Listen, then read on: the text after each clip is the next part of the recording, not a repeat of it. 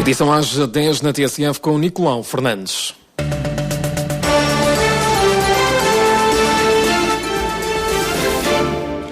O Fisco não deixa cair o caso da Telex Free. O Diário avança que a inspeção tributária na região está a dar 10 dias aos contribuintes envolvidos em vários esquemas piramidais para justificarem transferências bancárias e rendimentos não declarados. Os milhares de madeirenses notificados arriscam uma punição financeira e criminal se, entretanto, não justificarem esses rendimentos.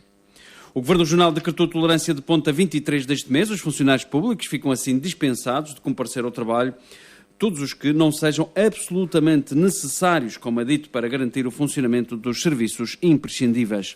É uma tolerância de ponte para o dia da noite do mercado, que foi anunciada por Rui Gonçalves, o porta-voz da reunião do Governo Regional. O Executivo definiu também as competências relativas à gestão e ao circuito dos fluxos financeiros entre o Estado português e a região, no âmbito da candidatura ao Fundo de Solidariedade da União Europeia, e aprovou o regulamento dos apoios a atribuir aos proprietários de veículos destruídos ou danificados pelos incêndios de agosto.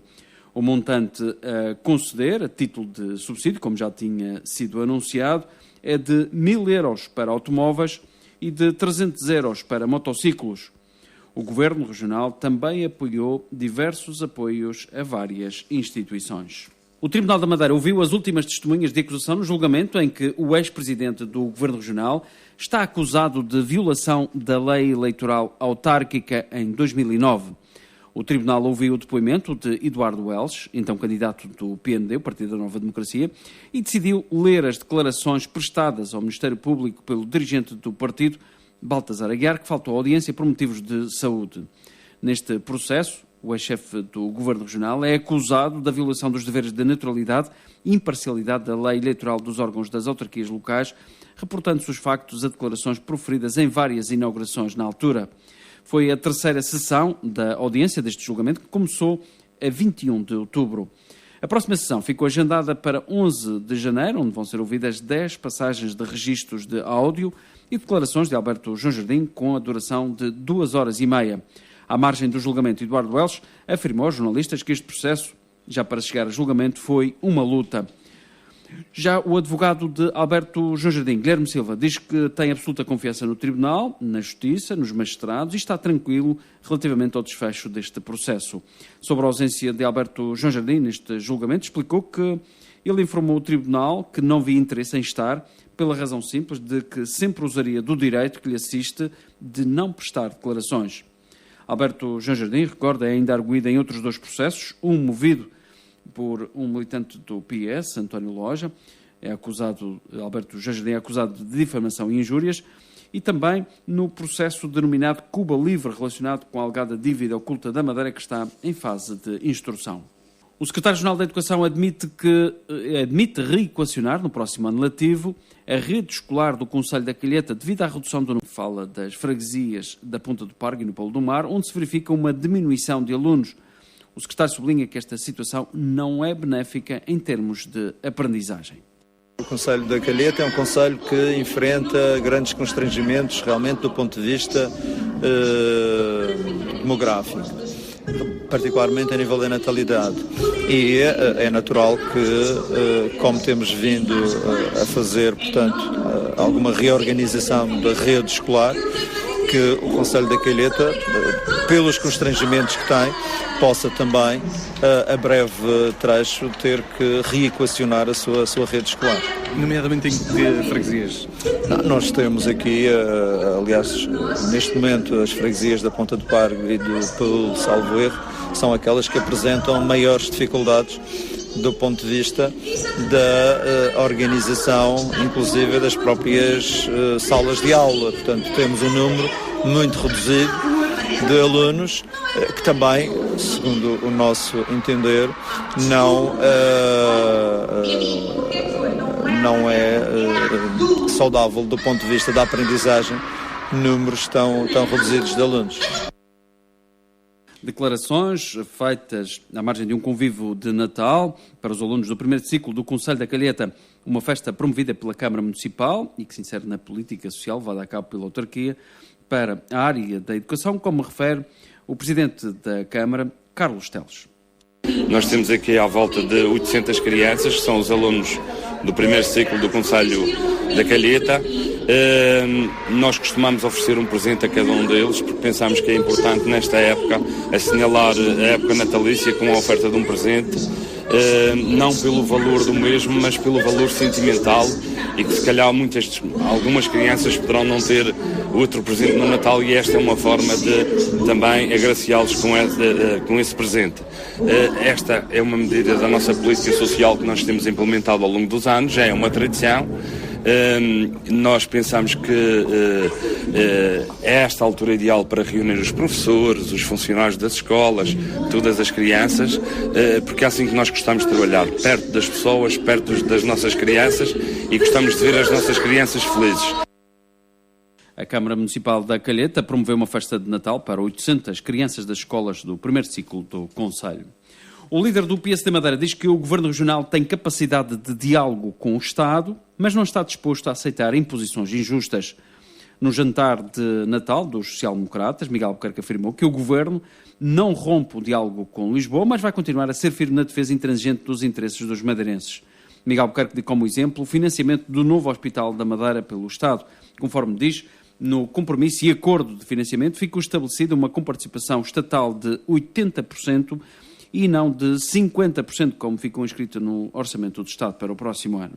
O líder do PS da Madeira lembra ainda que a Constituição da República determina que as receitas fiscais geradas e cobradas aqui na região são próprias da Madeira, pelo que não aceita a aplicação de sobretaxas aos impostos pagos pelos madeirenses. O Presidente do Governo sublinhou ainda que as eleições autárquicas do próximo ano são essenciais para o futuro da região, onde atualmente o PSD governa em 4 municípios, num total de 11. Quanto aos objetivos do Governo Regional, eleito com maioria absoluta em 2015, foram concretizados e, conforme diz, anunciou, aliás, a devolução no próximo ano de 6,5 milhões de euros de IRS às famílias madeirenses e a reposição do subsídio de insularidade aos funcionários públicos no valor de 4,9 milhões de euros. A Secretária de Estado Adjunta e da Modernização Administrativa esteve no Funchal a explicar os objetivos e os procedimentos da primeira edição do Orçamento Participativo Portugal. Trata-se de um instrumento que apela à participação de todos, com ideias que vão ser recolhidas entre janeiro e abril próximos. Até setembro vão ser conhecidas as propostas mais votadas. O modelo é em tudo idêntico ao que já é feito aqui no Funchal para o Orçamento Participativo da autarquia, mas isto acontece pela primeira vez com uma dimensão nacional. No caso da Madeira, foram definidas 2 áreas de intervenção no âmbito das políticas não regionalizadas, ou seja, os madeirenses devem apresentar projetos nas áreas da Justiça e Administração Interna. Além disso, podem ainda propor e votar um projeto de âmbito nacional, desde que desenvolva políticas de interligação entre a Madeira e as outras zonas do país. De acordo com Graça Fonseca, a medida procura diminuir o fosso entre as pessoas e as instituições numa abordagem pioneira em termos nacionais. Este ano foram reservados 3 milhões de euros, com a intenção de elevar essa verba no orçamento de 2018. No caso da Madeira, o programa destina 375 mil euros, o mesmo que é distribuído para os Açores e outras 5 regiões do continente. A apresentação deste projeto ocorreu no Museu Casa da Luz. Também a Diretora Regional da Administração Pública e Modernização Administrativa revelou a intenção do Governo Regional apresentar brevemente um fórum aberto aos cidadãos, um espaço de intervenção a criar no portal do Governo Regional, destinado a receber propostas, ideias, iniciativas e sugestões para a melhoria de serviços públicos. Ana Luísa admitiu a importância deste Orçamento Participativo Portugal e defendeu que o montante destinado à região deveria ser superior aos tais 375 mil euros previstos nesta primeira edição. A direção do CITAM recebeu a garantia de que a Inspeção Regional de Trabalho está no terreno a fiscalizar o respeito pelas leis laborais no comércio nesta altura das férias. O Sindicato dos Trabalhadores do Comércio e Escritório está preocupado com o facto dos funcionários trabalharem várias horas consecutivas. Ivo Silva diz que a fiscalização está a ser feita pelas entidades competentes. O que o Sr. Inspetor disse ao sindicato é que a inspeção já estava no terreno a tentar a fiscalizar as empresas no sentido de verificar se há alguma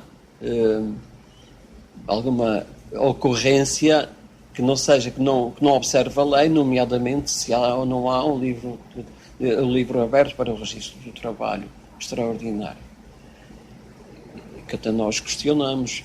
Talvez a maior parte das empresas nem o livro para o registro do trabalho ordinário tenham, compreendo, porque lamentavelmente o comerciante madeirense parece que não está suficientemente esclarecido. Talvez por conveniência. Alertamos também a inspeção e o Sr. Inspetor tomou nota que há empresas, há estabelecimentos comerciais, principalmente em torno desta zona do mercado, Rua Dom Carlos I, a Rua da Boa Viagem, etc. Este ano, o CITAM, o Sindicato dos Trabalhadores do Comércio, volta a manifestar-se preocupado em relação aos horários de trabalho que são praticados no comércio nesta altura do Natal. Ivo Silva recebeu a garantia de que a Inspeção Regional do Trabalho está no terreno a fiscalizar o respeito pelas leis laborais.